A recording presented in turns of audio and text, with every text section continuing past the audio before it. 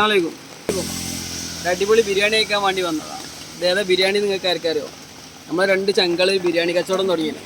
അതായത് നമ്മളെ പടിക്കലിൻ്റെയും പറമ്പിപ്പീടിയൻ്റെയും ഇടയിൽ നമ്മുടെ പുതിയ പാലം നിന്നില്ല, ആ പാലത്തിൻ്റെ തൊട്ടടുത്ത് ദാരിദ്ര്യ ബിരിയാണി കട നിങ്ങൾക്ക് അറിയോ? ഇതപ്പോൾ കാണിച്ചു തരാം ആരുതാന്ന്. ആദ്യം ബിരിയാണി കഴിക്കാൻ അങ്ങോട്ട് പോരിട്ടോ. ഇതാണ് ആൾക്കാർ കണ്ടില്ല നിങ്ങൾ, ബാക്കിൽ കുട്ടിനും പിടിച്ചിരിക്കണ് അൻവർ. ഞാൻ ഇപ്പം ഇന്ന് കാര്യമായിട്ട് വരാണ്ടായ കാരണം എന്താണെന്ന് എനിക്കറിയാം. ഇന്നലെ ഞാൻ പോലെ ഒരു വീഡിയോ ഉണ്ട്. ആ വീഡിയോയിൽ സത്യം പറയുകയാണെങ്കിൽ മനസ്സിന് ഭയങ്കര സങ്കടമായിട്ടുള്ള ഒരു കാര്യമാണ് കണ്ടത്. ഏതോ ഒരു നല്ല മനുഷ്യൻ ഞാൻ പറഞ്ഞില്ലേ, ഒരു കള്ള ഒരു വൃത്തികെട്ടോ അങ്ങനെ തന്നെ പറയണം.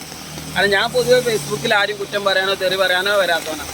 ഒരു മനുഷ്യത്തില്ലാത്ത ഒരുത്തൻ്റെ ഒരു കമൻറ്റ് ഞാൻ അതിൽ കണ്ടു. അതായത് എന്താ പറയുക, ഇവർ ഒരു ഉപജീവന മാർഗമായിട്ടാണ് ഈ ഒരു ബിരിയാണി കച്ചവടം കൊണ്ടു നടക്കുന്നത്. അല്ലാതെ ഇവർക്ക് ഇത് കോടീശ്വരന്മാരാവാനോ ഒന്നുമല്ല. അന്നാന്നത്തെ ദിവസത്തെ ജീവിതം ഒരാളുടെ മുന്നിലും കൈന്ന് കിട്ടാതെ നല്ല നിലക്ക് അന്തസ്സായിട്ട് ജീവിക്കണം എന്നുള്ളത് ഒറ്റ ലക്ഷ്യം ഇവർക്കുള്ളൂ. ഞാനിവരെ ഏകദേശം ഒരു 4-5 വർഷമായിട്ട് അറിയുന്നതാണ്. നമുക്കറിയാം മുഴുവൻ ആരോഗ്യമുള്ള നമ്മളെപ്പോണത്തോല് ഒരു പണി കൊടുക്കാതെ ആരാണ്ട് തിന്ന് ജീവിക്കണ കുറേ ആൾക്കാരുണ്ട്. അതിനൊക്കെ എത്രയോ വ്യത്യസ്തമായിട്ടാണ് അൻവറിൻ്റെ ഭാര്യയും കഴിഞ്ഞു പോണത്. ഇവരൊരു ആവശ്യത്തിന് ഇവർ ഇന്നേ വരെ ഒരാളെ മുന്നിലേക്ക് ഒരു സങ്കടം പറഞ്ഞിട്ടോ അല്ലെങ്കിൽ ഒരു ആവശ്യം പറഞ്ഞിട്ടോ ഇവർ വന്നിട്ടില്ല. ഇവർ ചെയ്യുന്നത് ഇവരെ കൊണ്ട് പറ്റാവുന്ന രീതിയിൽ ജീവിതത്തിൽ പിടിച്ചു നിൽക്കാനാണ് അവർ ശ്രമിക്കുന്നത്. ഈ ഒരു മഴത്ത് ഇപ്പം നല്ല മഴ ഉണ്ട് ഇപ്പോൾ. എന്നിട്ട് ഇവർ ഇതാ കുട്ടീനതാ നോക്കത്ര ഇപ്പോൾ 1 വയസ്സ് ഈ 1 വയസ്സായ കുട്ടീനെ പിടിച്ച് ഇവർ ഈ റോഡ് സൈഡിൽ ഈ ഒരു ബിരിയാണി കച്ചവടം നടത്തണം എന്നുണ്ടെങ്കിൽ ഇവരെ സാഹചര്യം കൊണ്ട് തന്നെയാണ്. അല്ലാതെ ഇവർക്ക് ഇതുകൊണ്ട് കോടീശ്വരനാവാൻ വേണ്ടിയിട്ടല്ല. പിന്നെ ആ കമന്റിൽ പറഞ്ഞ എന്താ ബിരിയാണി മോശമാണ് അല്ലേ, 5 ബിരിയാണി വാങ്ങിച്ചു അത് മോശം. ഇവർ ഇങ്ങോട്ട് ഇപ്പോൾ 25 ബിരിയാണി അവർ കൊണ്ടുവരില്ല, 25-30 ബിരിയാണി. ഇപ്പം അൽഹംദുലില്ലാ പടച്ചോന്റെ അനുഗ്രഹം കൊണ്ട് അത് വിറ്റ് പോകാനുണ്ട്. ഇന്നേ വരെ ഒരാളും 5 ബിരിയാണി ഒരുമിച്ച് ഇവിടുന്ന് വാങ്ങിപ്പോയിട്ടില്ല. അങ്ങനെ വാങ്ങിപ്പോയിട്ടില്ല എന്ന് വെച്ചാല് അങ്ങനെയല്ല, ആ ടൈമിൽ വാങ്ങിയിട്ടില്ല. പറഞ്ഞ സമയത്ത് ആ വ്യക്തി ഇവിടെ വന്നിട്ടില്ല. വെറുതെ അതായത് പ്രൊഫൈല് വരെ ഇല്ലല്ലോ. സത്യം പറയുകയാണെങ്കിൽ ഒരു ഐഡന്റിറ്റി ഇല്ലാത്തൊരു എന്താ പറയാ ഒരു ഫേക്ക് അക്കൗണ്ട് എന്നാണ് ആ ഒരു കമന്റ് വന്നത്. ഇതൊക്കെ വല്ല ആവശ്യമുണ്ടോ? ഇവരെങ്ങനെങ്കിലും ജീവിച്ചു പോയിക്കോട്ടെ. ഇവർ നിങ്ങൾ ആരെ മുന്നിലേക്കും കൈനീട്ടാൻ വരുന്നില്ലല്ലോ.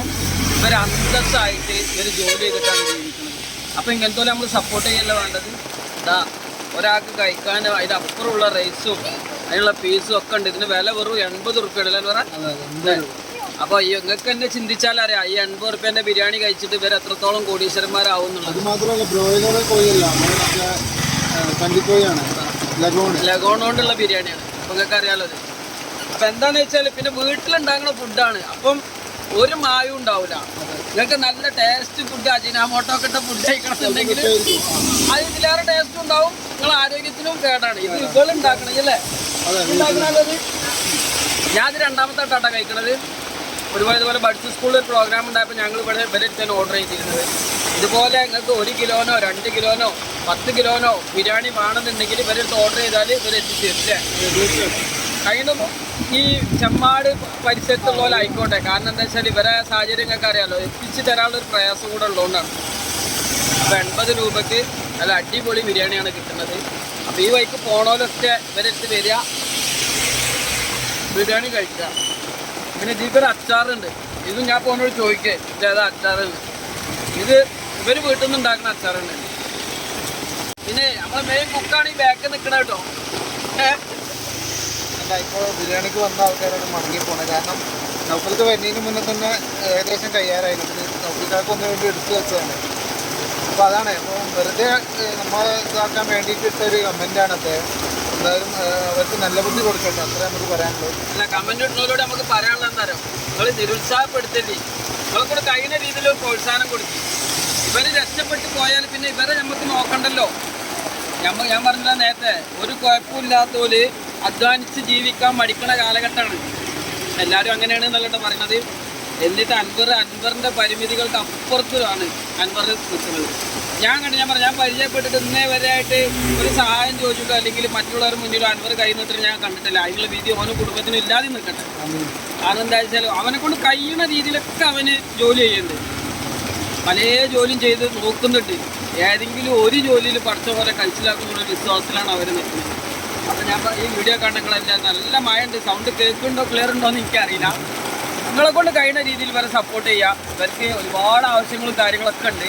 ബിരിയാണി ആവശ്യമുള്ളവർ ഈ നമ്പറിൽ ഓർഡർ ചെയ്തോളി. നമ്പർ ഞാൻ താഴെ കൊടുക്കുന്നുണ്ട് കേട്ടോ.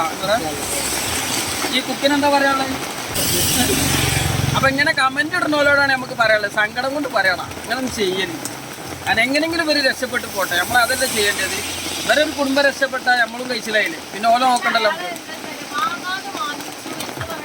അതെ അതെ, അതായത് അവൾ പറഞ്ഞതെന്താ വെച്ചാൽ ആ വ്യക്തി ഇവിടെ വന്ന് ബിരിയാണി വാങ്ങിയിട്ടില്ല, ബിരിയാണി വാങ്ങിയിട്ട് കഴിച്ചിട്ടാണ് അഭിപ്രായം പറഞ്ഞത്.